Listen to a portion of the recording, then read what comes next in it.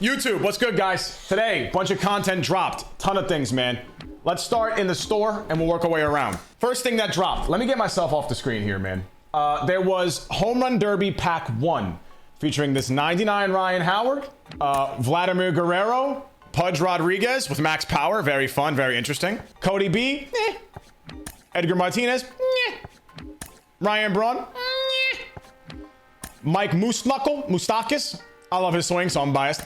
Evan Longoria, great name with a shortstop secondary. Those are the cards in this pack. They're all kind of hovering around 90 to 100K. Ryan Howard's the best one in this pack, in my opinion. No, actually, I'm gonna go with Vlad. I'm gonna go with Vlad and then Ryan Howard right behind him. They both have great quirks. Ryan Howard and I believe Vlad Sr. both are cover athlete boosted, which is insane.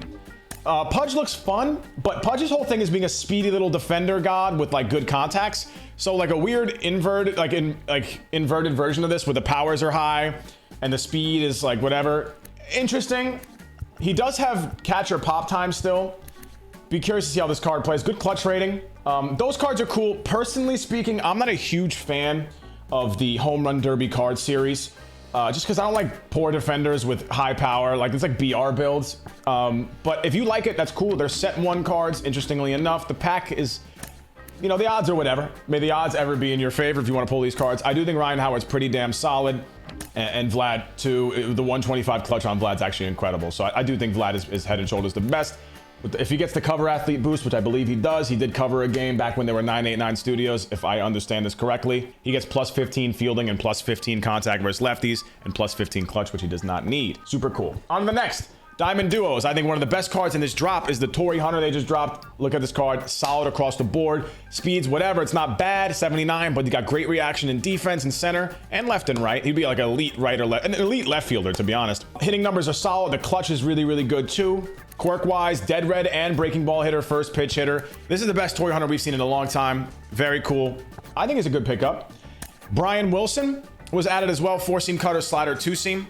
Wish he had a changeup, but a great pitching clutch as well as a good hits per 9 and K per 90 dots too. I think it's a good pickup too. If you want him on your team, if you can pitch well with him, use that cutter like a changeup, not bad. As far as anything else, this is the big boy. The Tatis Chase Pack Set 2. Across the board, solid. Defensively, offensively. Vision's a little low, but you can work with that. Shortstop and then outfield secondaries only. No second or third. And interestingly enough, no quirks for this Tatis, right? It's confirmed it's on purpose. It's because he didn't play last year, and live series cards get their quirks based off of their performance the year before. He didn't play. You know, I don't really like this change. They're being really strict for no reason, and when it's their game, they can do whatever they want. They could easily have given him his quirks. It doesn't matter. Felt like it was a little bit unnecessary, but whatever. 125 clutch. His swing is long, but if you like hitting with him, man, he's going to hit the ball very far. He also gets a cover athletes boost, which makes him insane. He's maxed versus lefties at that point with maxed out defense, which is really, really cool. So very, very nice. He's in Chase Pack Set 2. Now we're gonna hop over to the programs. There was a Charisma series added with all of these cards. I'm not gonna go through all of them. As you can see, one of the best is Andrew Chafin. Balls of Chafin. Pick him up. With Trevor Hoffman's boosts, he gets plus 15 to that hits and K per 9. Nutty. One of the most needed cards right now. Danny Burgers. Love it. Pinch hitter quirk. Love to see that. O'Neal Cruz. I think he could have been a little bit better. I don't think there's a reason to make him a 95. He could have made him a 97, but whatever. Ozzy Albies. I know people like him. 96, which is super random. 97, Marcus Seaman. And he's all right. He's like the Super Mario of these cards. Just good around the, across the board. Not great. And then Luis Castillo is like the headliner. I don't think he's anything super special. I mean, he got Outlier 2 on the sinker. Decent stats. It's whatever. I mean, it's fun. Bunch of set 1 cards. Again, the best things in these packs, or in this program seems to be the packs and the fact that these are chipper food.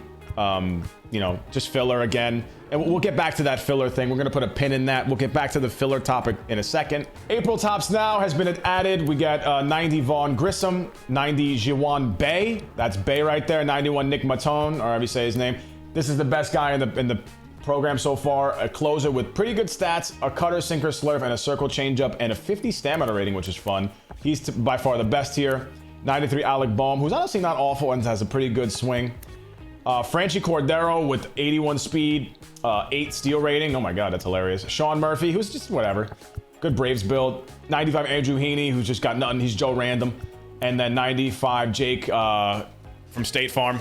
Not bad, but not great, as most Topps Now hitters are. And then another option to get these choice pack cards. Again, Topps Now seems to be like the only way these cards are going to be good is if they're relievers, because their overalls don't matter. And they're filler once again for set 1, which is not bad, but we'll get back to that again. The last thing I think they added, if we go to the events, Moonshot, go check these out, is a rewind pack. They've made the rewind packs non-sellable. Now, I like this change for one reason, and I don't like it for another. One is that the big reason, I think it's overall a net lowercase w, is that they should start doing this with ranked and BR program packs as well. You want to drive up the price of these cards and make it worth your time playing. Don't make all these cards and these packs so easily available. It just lowers the price. It oversaturates the market. I think it's a good change for that reason. I think it's bad because if I knew this ahead of time, I wouldn't have collected Gary Sheffield, but it's whatever. I'll just quick sell them. Not a huge deal. Or maybe I don't know, exchange bait for exchanges in TA. That could be cool. As far as the rewards, 2K XP and Dante Bichette for 20 wins. I mean, a DH option if you really like his swing. He's got great quirks, but not that great. Low clutch rating. And then Todd Helton, again, low clutch rating, great power, no contact for Todd Helton. I don't know why we're holding these to a 97 overall. I think we could do a 98 or a 99. This is just my opinion on this. Again, these seem like not really worth 25 wins of your time. These cards, ironically enough, are only going to be decent in like a Moonshot mode. I guess if you have a Rockies boost, these are 2 great cards for your Rockies theme team. Again, I'm not huge on the HomeRun Derby card series. Just not my favorite. If you like it, I'm glad. Again, let's get back to the topic at hand here. Overall content review. I don't think I'm missing anything. I think I went over both programs. What's my opinion here? I think that they're losing a little bit of sight, perspective, philosophy on what their game is. It feels like the point of this game is no longer to collect okay to good cards offline, to get better cards online, to then try and win online and make yourself a better player. That was like the original point of all Ultimate Team modes.